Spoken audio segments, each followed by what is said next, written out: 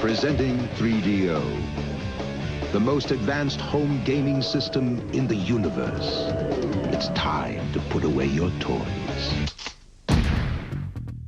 The 3DO Interactive Multiplayer, released in 1993 in the US and 1994 over here in the UK, it was one of the first 5th generation consoles to have a worldwide release. Whilst it was a bit of a technical marvel and millions of people would love to have owned one, they didn't, mainly because of that price tag. And whilst we're here, let's just check out that Commodore stand. Yes, please. Anyway, after 2.5 decades, I finally got one. The only issue is, after working fine for a week or so, it's decided it no longer wants to power on. This is more than likely to do with the capacitors in the power supply, so as always, let's open it up and have a look. So the first thing we need to do is make sure our 3DO is nice and comfy.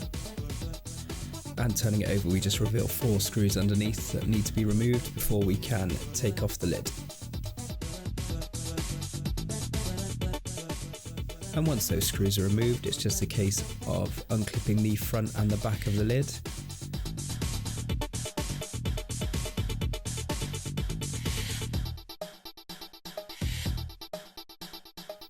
And hey presto, we're inside the 3DO. Just taking a look around, we can see our capacitors there on the left. And we've got our drive. There's no rust or moisture or anything we need to be concerned about, which is great. And there's our CD that was unfortunately stuck in here when it decided it no longer wanted to work.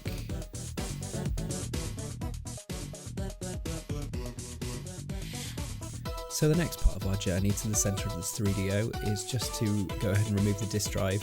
There's 4 screws on this, 2 on either side, and we also need to remove our first lot of metal shielding. Once that's out the way, we have access to the ribbon cables which connect the drive to the motherboard.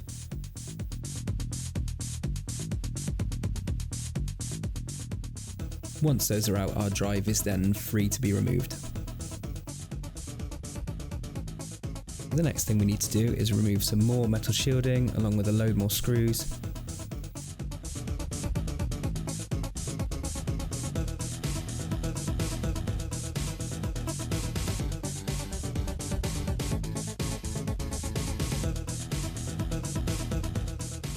Shielding out the way, and we can now see the main board.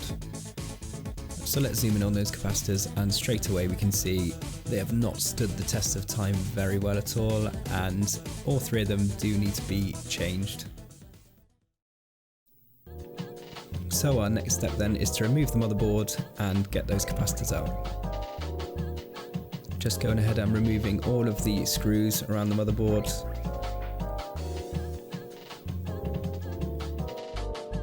We've also got some metal braces around the ports that need to come out as well. And of course unplugging the power supply and then the controller connector at the front. And with everything out of the way, our motherboard should just lift out. So with the bottom of our motherboard exposed, it's just a case of removing our 3 troublesome capacitors.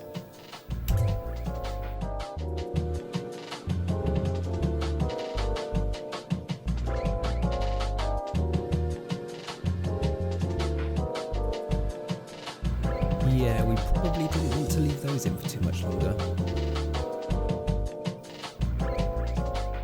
Now all we need to do is just clean up the motherboard, ready for the new ones to come in.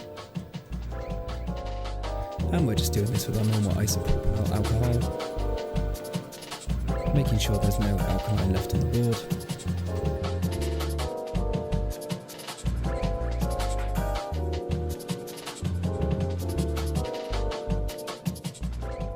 A few minutes later, and there's a definite improvement. I think we're ready for our new capacitors. So here's the capacitor kit we're using. Links are in the description for this. And there's 3 in here that we need, obviously, for our power supply. It's the 1000 microfarad 6.3 volts, 10 microfarads 16 volts, and 6800 microfarads 25 volts. And with our caps ready, it's just a case of putting them in one by one.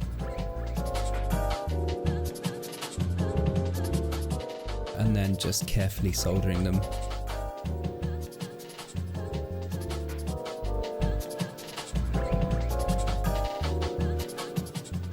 and the next one.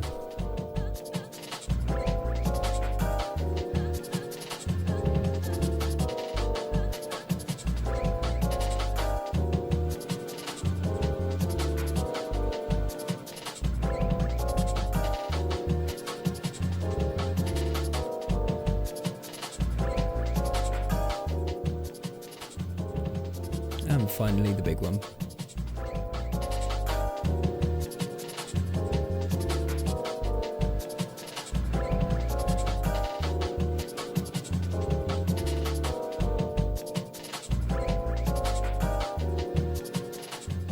And that's it, job done.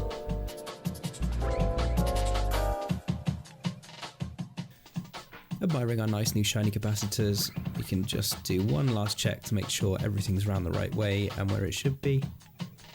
And it's time to get that board back in the 3DO and give it a test.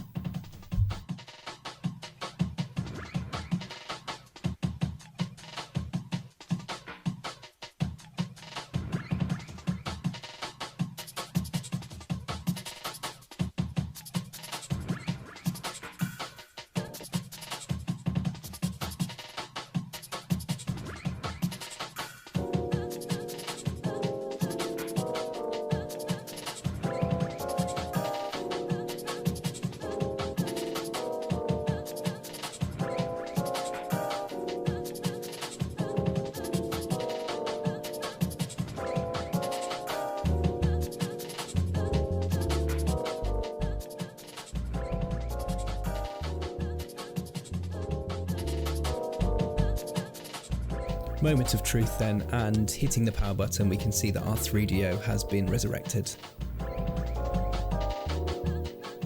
And it makes sense whilst we're here just to give the laser a quick clean.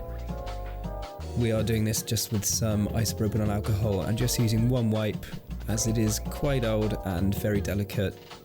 We certainly don't want to be replacing that. Shielding back on then, and we're nearly done, just a few more screws to replace. One thing to check is the power and open close buttons on the front are sat correctly. It did take me a couple of goes to get this right. And we're there.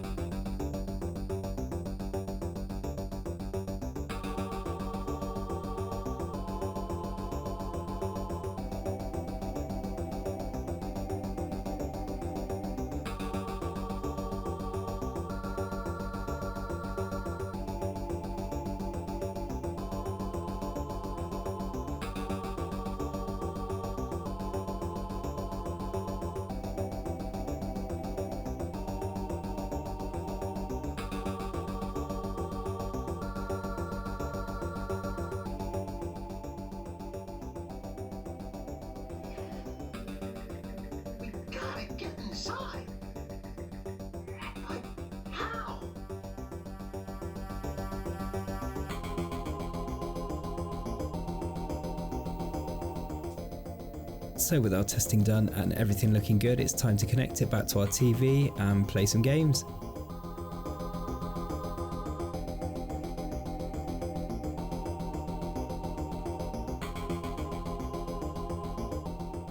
And we had to start with this one really, didn't we? It's Doom.